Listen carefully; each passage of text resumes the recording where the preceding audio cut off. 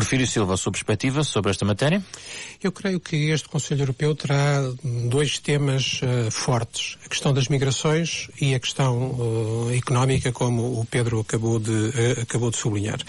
Na questão das migrações, é um tema que não tem hoje tanta premência como teve anteriormente. Nós tivemos um pico em 2015 que criou graves perturbações políticas em vários países na União Europeia e tivemos no ano passado um mini pico, um aumento significativo das entradas irregulares nas fronteiras da União Europeia, e há agora um compromisso entre o Parlamento Europeu e as presidências rotativas do Conselho para que se consiga até março de 2024 fazer uma revisão do sistema europeu de asilo. E obviamente, como sempre, estão em cima da mesa duas alternativas. Uma alternativa mais securitária, de que é exemplo a tentativa de que alguns agora estão a fazer para que se construam muros nas fronteiras externas da União Europeia, coisa contra a qual a Comissão Europeia tem estado. Agora o próprio Comitê de Orçamentos do Parlamento Europeu está a fazer diligências para escrever à Comissão Europeia dizendo que não autoriza a utilização de fundos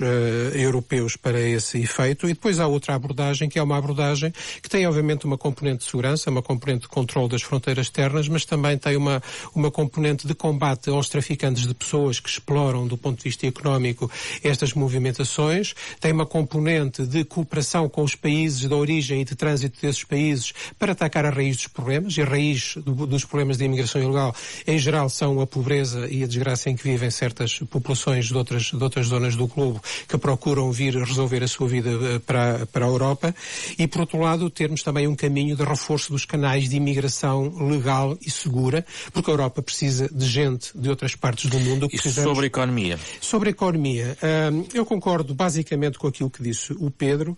Eu penso que o nosso espelho neste momento, em termos de quais são os desafios que a Europa tem que responder, o nosso espelho são os Estados Unidos. Quer dizer, os Estados Unidos vivem um momento de aceleração do seu protecionismo.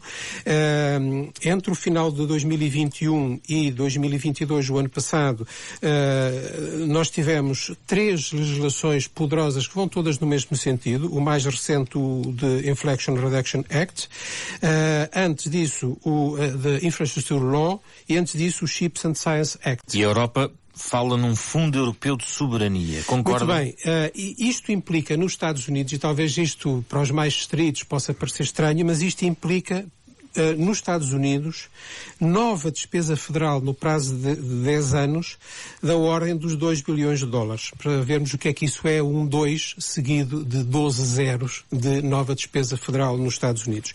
O discurso de Biden esta noite, que nós podemos seguir esta noite, tem claramente componentes de reforço da procura da adesão popular a essa atitude de vamos proteger a América. E a resposta europeia? E a resposta europeia tem que ser, ao mesmo tempo que fazemos uma reindustrialização verde, ou seja, precisamos de voltar a ter indústria, precisamos de voltar a dar atenção à indústria, temos que responder aos problemas do desafio verde, ou seja, temos que conseguir compatibilizar os objetivos económicos com os objetivos de proteção do ambiente, e temos que fazer isso de uma forma equilibrada dentro da União Europeia. Para falar num tema que o Pedro já falou, as ajudas de Estado. A forma como se lidou com as ajudas de Estado em resposta à pandemia mostra os riscos que países como Portugal correm. A União Europeia flexibilizou, digamos assim, desleixou as regras de controle das ajudas de Estado em resposta à pandemia. O que é que isso resultou? Resultou que 78% dos fundos que foram usados em ajudas de Estado estão só na Alemanha e na França. Isto significa que, se nós tivermos uma política desleixada de controlo dos investimentos, podemos ter uma situação em que aqueles que já são mais fortes vão ganhar novas ferramentas para prejudicar o desenvolvimento daqueles que estão mais atrás e que precisam de avançar. Pedro, daí o Fundo de Soberania, que é para nós permitirmos, tem de responder simultaneamente a dois desafios. Por um lado, é preciso garantir mais investimento para fazermos a reindustrialização verde da Europa.